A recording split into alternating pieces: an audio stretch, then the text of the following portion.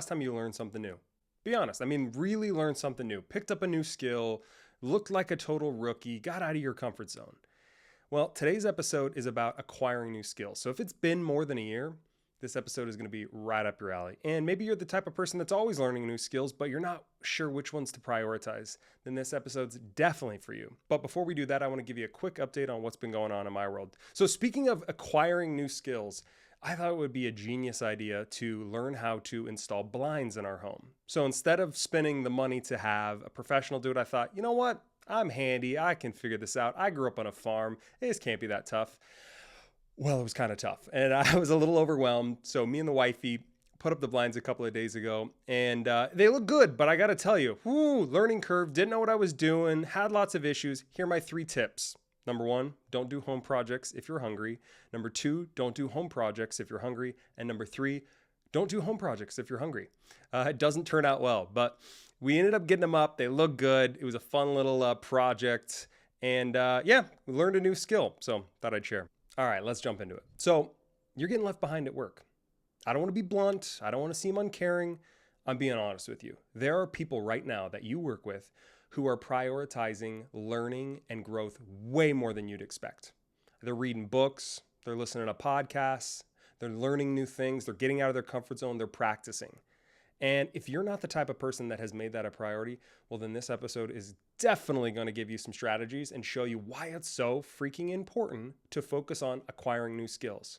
So for a lot of years in the beginning of my career, I wasn't really focused on acquiring new skills. I was just kind of focused on the job. How did I make sure I could do the job the best that I could, get results, make sure I meet performance expectations, you name it. But it wasn't until I started to care about growth, until I really started to care about learning and acquiring new skills, that's when my career really took off. Because I became way more valuable than the candidates around me, than the people around me, because I had more skills. So that's why it's important. I want to talk about acquiring new skills today. I want to talk about how to figure out which ones are the best ones to focus on, how to get through the challenges of learning something new, because that's not always the easiest part. It can be uncomfortable, right? And then I want to leave you with a challenge, something that you can put into practice this week to start growing and becoming a better version of yourself.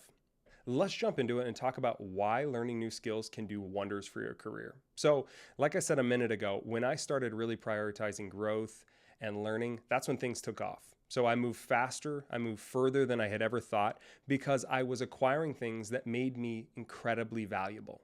So there are lots of reasons why you might want to acquire new skills for your career, but I want to just cover a couple, the ones that I've seen in my own life that have really made it like, oh my gosh, this is obvious. You have to care about learning and growth, Austin. So number 1, it separates you from your peers. So the truth is there's lots of people that you work with that aren't caring about this kind of stuff. They're happy where they're at. They're good to stay in the same job, making the same money, doing the same things every day. And there's nothing wrong with that. But if you want to separate yourself, if you want to be the type of person that people look at and say, whoa, this guy's different, this girl's different, they have something different than the average person, then you have to care about learning new skills because that's what separates you from the other people that don't care about that. Number 2, it's going to make people respect you more. So I don't know about you, but when I look at people that I can tell are consistently getting out of their comfort zone and growing, instantly I have respect for them. Instantly I tell myself, ooh, this is someone who is okay to look stupid, okay to get out of their comfort zone, and okay to do things that people aren't doing around them. So I think it absolutely kind of creates an aura of respect around you, and people just instantly kind of gravitate towards those kind of people, those kind of leaders. Number 1 is I think it positions yourself incredibly well for opportunities, pay raises, promotions, you name it. So imagine there's 2 candidates. And on paper, they're exactly the same except for one thing. One of those people has all of these extra skills, right? All of these things that are very, very valuable to their boss, to the company, to the organization, to their clients. And one person doesn't do that. I think you can figure out who's going to get hired. It's the person with all the skills, the person that is incredibly valuable, that's signaling, hey, I'm able to do this job and even more. So I think it 100% sets you up for those kind of things. I can draw a line from all of the opportunities I've got, all of the promotions, the raises, all the good stuff that's happened in my career. And all of it, if I'm really honest, is tied back to skills that I had learned, things that I was doing that people weren't doing around me. So the last one, it builds confidence. I don't know if you're like me, but when I learn something new, when I acquire a new skill, I feel more confident. right? It tells my brain that I'm smart, I'm capable, that I have follow through, that I'm okay to take risks, that I'm okay to get uncomfortable. All of these things, you're basically telling yourself your higher value when you get out of your comfort zone and you learn these new skills. So it's not only just an external thing, it's an internal thing. You're going to feel better the more skills that you acquire. And I'll tell you some stories later and some examples of really what that looks like in real life. Okay, I want to transition and talk about how to identify the right skills to learn, the right skills to prioritize for your career, for your life. So there's lots of things that we can learn, right? There is an endless amount of information on the internet. You could learn anything about anything, right? You could learn about farming. You could learn about how to do pottery. You could learn how to play video games. I mean, you could literally learn anything. So that being said, that's not the issue anymore, is there things to learn? The issue is, how do I prioritize what are the right things to learn? So in this section, I thought it'd be kind of fun to give you a couple of questions that could help guide you figure out what are the type of things you think you might want to learn. And then I also want to give you, before we wrap on this section, the top 5 things that I wish I would have learned earlier in my career that have made the biggest impact over the last 15 years. So I want to start with one of the first questions, which is, what would have the most significant impact with the least amount of investment? So if you could learn something where it wouldn't take all that long, but it would have the biggest impact, maybe something to think about. Another question you could ask yourself is, what skills do the folks have that are in my dream role that I don't have? So think about the people that are in your dream role. And what are the things that when you look at them, you're like, oh, they've got that. They've mastered that skill. They've figured that out. Could be interesting for you to focus on that, right? Start thinking about how you're going to get to your dream role. Another one, what is something that's always kind of seemed interesting to you? So this is an important one because I think a lot of times when we're interested in something, instead of then pursuing it and actually starting to learn something or research a little bit more about it, we just let that thought go by, right? We just think, oh, that seems kind of interesting, and then in it goes and out it goes, and we don't do anything with it. Well, I think those are some really cool cues and clues that our mind is leaving us and is saying, hey, this could be something that I might be good at. This is something that sounds interesting. Maybe I should learn that. Another really good question is, what's the skill that if I mastered it, it would open the biggest doors for me? So there's got to be something right now that you think, if I could learn this, my goodness, it would set me up for success. It would put me in the right rooms, at the right tables, and the right conversations. So I want you to start thinking about those questions, right? What are the clues? What are the cues that your brain is leaving you that you may be able to tap into? So we talked about the questions. Slight transition. I want to tell you, here are the things that I wish I would have learned early on. Honestly, these are the things that if I would have learned when I was in my early 20s, man, I would have been even faster and gone farther than I did. So here are the top ones that come to mind. Number one is communication. So things like written communication, verbal communication during meetings. Those are the kind of things that I think really, really make a big difference. Because as you move up higher, it's going to be just an automatic expectation that you can communicate effectively and get people to understand your ideas and get points across and that kind of stuff. So very, very important. So the next one is influence and persuasion. So getting people to do stuff, right? Effectively giving presentations, basically being able to get people to come around to your ideas. I mean, think leadership, right? How are you going to get people to do what you want if you don't understand how to use your influence or how to persuade people? Now, of course, I always say that with a caveat. I don't mean weird, evil stuff or bad stuff. I'm just talking about when you want someone to do something that maybe is in their own good, but maybe they just don't want to do it. Super, super important skill that I wish I would have learned earlier. Another one I think is situational leadership and emotional intelligence. So when I first started as a leader, it wasn't necessarily clear to me that I needed to treat each employee differently. So, my first couple of months, I thought, okay, I'm just going to treat everybody the same. I'm going to be polite, make sure it's fair, it's even. Well, that doesn't work because not everyone on your team is the same. So I think that's why situational leadership is so important. So it's really adapting your style to the individual person. So giving the people on your team exactly what they need, as opposed to just giving them, this one version of you and expecting them to adapt to your style. And I think the last one that I really wish I would have mastered earlier on is learning how to coach, mentor, develop people. So it's not enough to just sit there and let your team do the work. As a leader, you have got to be the person that's growing your team. They're not always going to be doing that themselves. They're going to be counting on you to do that. Now, if they're a good employee, they're going to own their own growth. But that being said, there's lots of employees that are going to wait for their boss to kind of pull the trigger on that kind of stuff. So if I would have learned that earlier, man, I really think that would have helped me turn the dial, turn low performers into better performers, and honestly just manage the different emotions, the different talents, and that kind of stuff of the team. So again, skills wish list, the things I would have wish I would have learned at 25 instead of 35: communication, influence and persuasion, situational leadership, and then coaching, mentoring, or developing people. If I would have learned those things, could have been a game changer. So the good news is I did learn those things. It just took years, and it still ended up working out. But again, if you could master those things early on in your career, you're going to be set up for an amazing ride. Okay, what I want to do now is transition and talk a little bit about the methods or the vehicles in which you can learn stuff. So there's lots of different ways to learn stuff. I'm just going to share with you the ones that have been the most impactful in my own life, the ones that I go back to over and over again. So the first one would be podcasts. Now, what I want to say before we go any further about podcasts is just because someone's talking into a mic, looking at a camera, does not make them an authority in whatever they're talking about. So that being said, podcasts can be great, but you got to do your research a little bit. So here are the things that I would do if I was looking to learn something new. I would find a niche podcast and the specific thing I want to get better at. And then I would look those hosts up on LinkedIn. I would see, do they have a successful career? Have they actually been able to do the things they said they're doing in the podcast?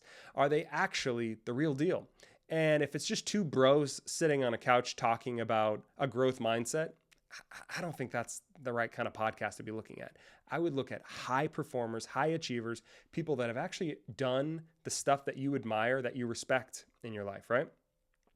Another one would be online courses or classes. So think sites like Masterclass, Udemy, LinkedIn Learning. Those things can be really good. My only caveat would be look for ratings and reviews of those courses. Because a lot of times you'll see some ratings and you'll be like, ooh, I don't know what I think about that. I'd also encourage you to be really careful about taking courses from random people on the internet. Again, it goes back to, are they an expert in what they're talking about? If they're not an expert, if they've been doing it for 6 months and then they want to sell you a course, that's not the vibe. You need to go to people that are experts, that know what they're doing so that they lead you in the right direction, right? Another one, and this is a big one, it's YouTube. So I have learned more than you can even imagine on YouTube. I have spent hundreds and hundreds and hundreds, maybe thousands of hours on YouTube over the course of my life learning different stuff. And not just professional stuff, personal stuff, how to change a faucet, how to replace a toilet, how to fix a sliding glass door. I mean, literally, you can learn anything on YouTube. Again, though, I think it's really good to go to reputable channels that have solid content, that maybe have, a history of delivering that kind of content. Also, don't be afraid to ask recommendations from friends. I think that's another great way to learn new channels and things like that. But just keep your guard up, right? Just because someone's in front of the camera talking does not mean they're qualified. Really, really make sure that the person you're listening to knows what they're talking about. That's important.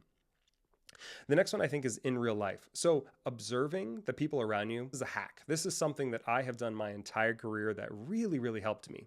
There are bright spots all around you. There are people that are doing things that you're not able to do yet, that are performing at higher levels than you. And all you got to do is look for them. You just got to look around. You got to be quiet. You got to listen. You got to observe and see who are the people around you that are doing the things that you admire, that you want to learn. Take notes. Right? Don't just observe and watch, but take notes. Like if you heard someone say something cool during a meeting, take that down as a note and then maybe you try that during your next meeting. Or if you really like the way someone handled a difficult situation at work, maybe write down some of the talking points they used or how they, broached the subject. I don't know what it's going to be for you, but learning in real life is a goldmine. And by the way, it's free. So those are maybe the 4 main ways that I have learned in the course of my career. Again, it's podcasts, online courses or classes, YouTube, and then just in real life. Look around, pick your head up, stop looking down at your phone, look at the world around you, look at the people around you. There's amazing bright spots all around us. We just got to look for them. Okay.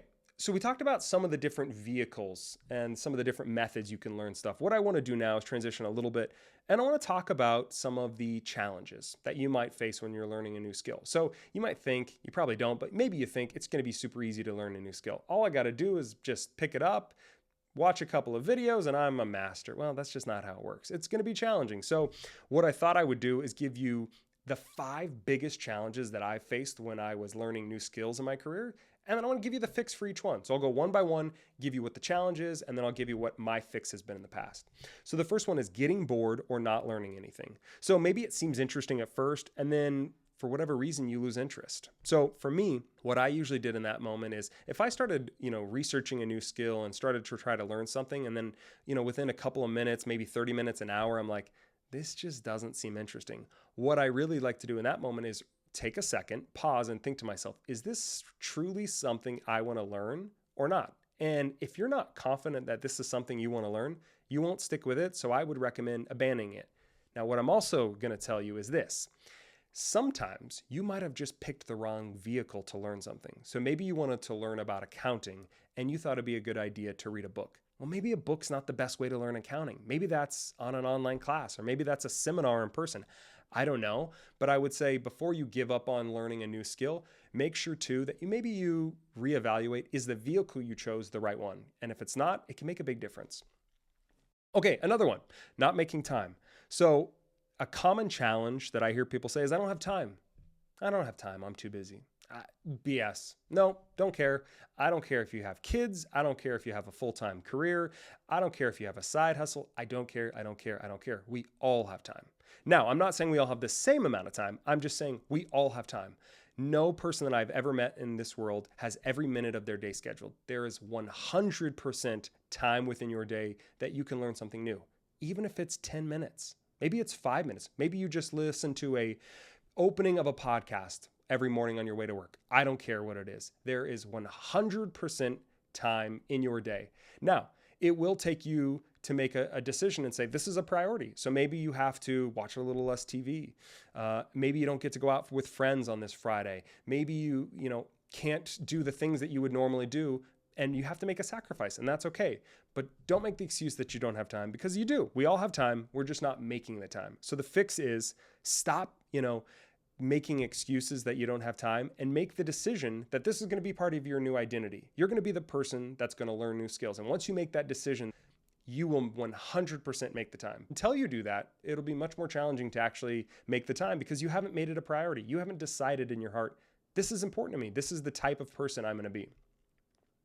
Okay, another one would be you're not picking it up as fast as you would like. So maybe you compare yourself to others, or even just you're kind of self-critical and you're like, dude, I should be picking this up. What's going on here? Well, here's the deal. Here's the fix. Stop complaining. Be patient. It's going to take time. Anytime you're learning something new, it will take time, especially the more complicated thing you're learning, right? It only may take me 5 minutes how to learn to do something quick around the house, but it may take me hours, 10 hours, 50 hours to learn something that has to do with my work, some big skill in life. So be patient. You're going to have to put in the time. And again, go back to the identity thing. Is this important to you? Have you made the decision that I'm going to learn a new skill? I don't care if it's going to take me days, months, years. I'm going to learn it because this is who I am. So make that decision, and I think that will really, really help you. I know it's worked for me when I've tried to learn something and it took too much time. I wanted to give up. Like, I can give you an example, the piano. I was trying to learn the piano. I haven't learned it yet. It's still on my wish list to do.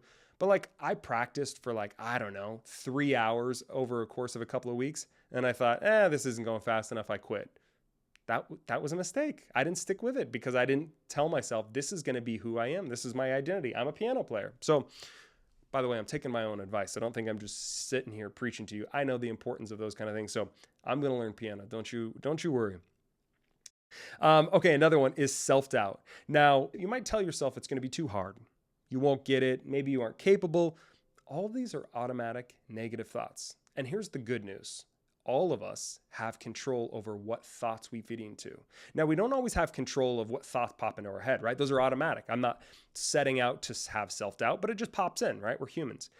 The key here is, do you give into that thought? Do you believe that? Or do you just acknowledge it, label it, and say, oh, okay, that's me being negative. It's not true. It's okay. It's just a negative thought. I'm going to keep going.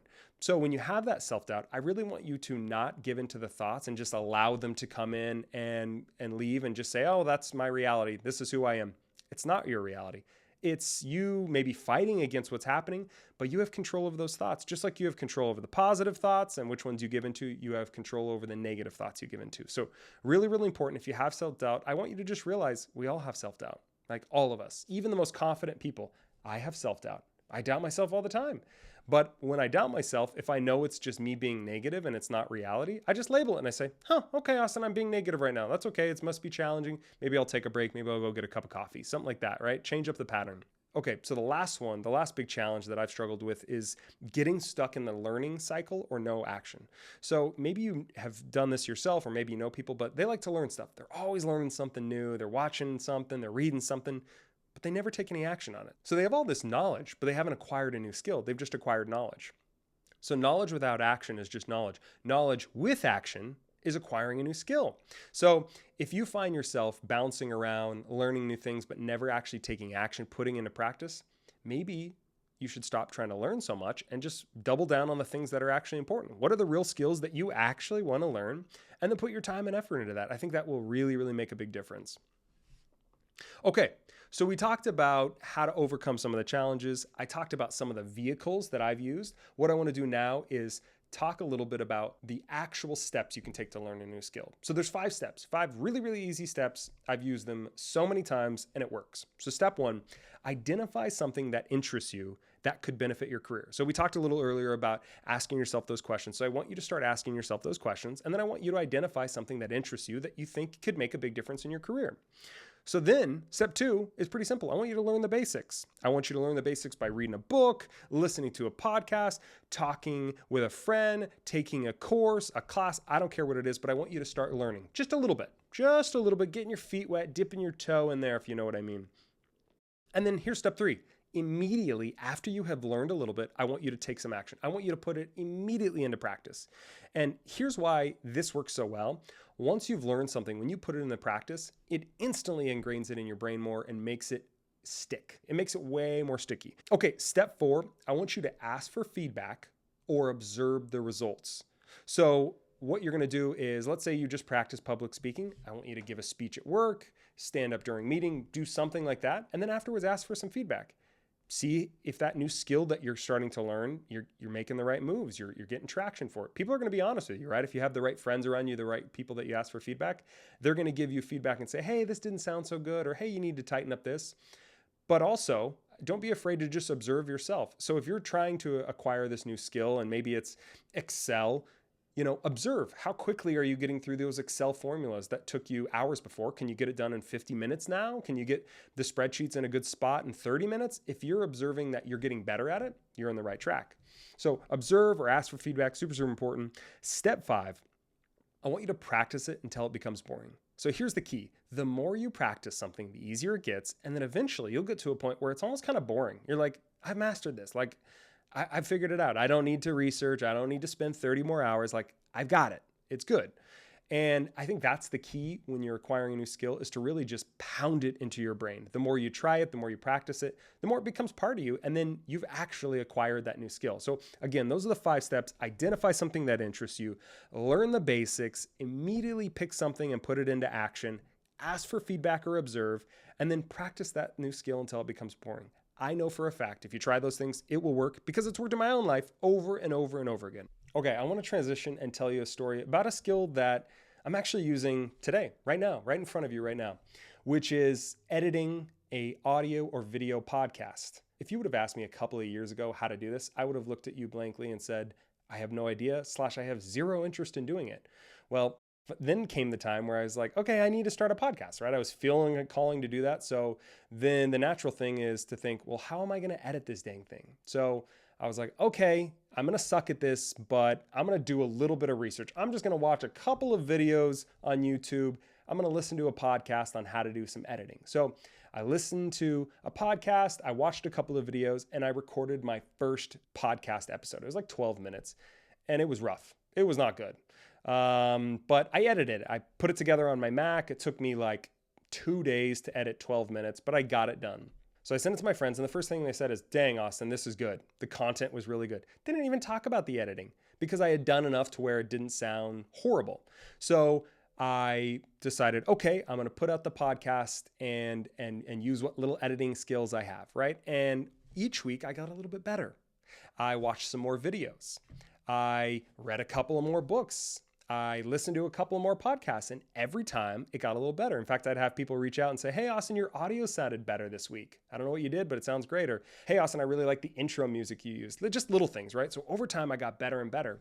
And then I realized, okay, I need to really take this to the next level. I'm not getting as good as I want, so I decided to sign up for Masterclass. I don't know if you've heard of Masterclass, but it's an online learning platform that basically pulls together all of the best and brightest from around the world, and they teach you stuff. And I had noticed that Marcus Brownlee, a famous YouTuber, MKBHD, I think, and he was teaching audio and video editing and just the basics of videography. So I watched that video over and over and over again, probably like 6 times all the way through. It was like a 2-hour class. Kept watching it, taking notes, and then I put it into practice. And then I launched my YouTube channel at the beginning of this year. I had no idea what I was doing, but I thought, I don't care if I look stupid. I'm going to just put it together, and it doesn't matter. As long as I'm continuously trying to get better, it's going to work out. And I'm happy to say I'm in a good place now. I don't feel like my YouTube channel or a podcast is perfect. I never want to claim perfection, but I'm proud of the product. I'm now proud to show this to anybody and say, yeah, I created this. And it took time, and it took me feeling uncomfortable, and I had some self-doubt, and I wasn't sure I wanted to stick with it, but I made it part of my identity. I said, I'm going to be a YouTuber. I'm going to be a podcaster. I'm going to be the type of person that can edit and really own their channel. And so I share that story with you just to say you can learn anything. Like 3 years ago, editing that's a different language to Austin. I don't even know that Austin. This is a new Austin, but it took time. It took 3 years to really get comfortable editing and doing all the things to put out a finished product that I'm proud of. So I don't know, maybe there's a skill in your life that you feel like you need to learn, right? I want you to ask yourself those questions. In fact, that's the challenge for this week, is I want you to take a couple minutes and I want you to just ask yourself those questions. What's something I could do that would take the least amount of investment, that would have the biggest ROI? What's something I'm interested in? What's something that could make a big impact on my career? And then I want you to take a little action. I want you to just spend 15 minutes over the next week just dipping your toe into learning that new skill. Don't worry about doing it all at once. It's going to take time, but I just want you to get out of your comfort zone and try learning a new skill. I promise you, you'll feel better. And then over time, you're going to start showing others around you, this is someone who is focused on learning, who's focused on growth, and you become more valuable. So I want to say thank you so much for listening to the episode today. Make it a great day.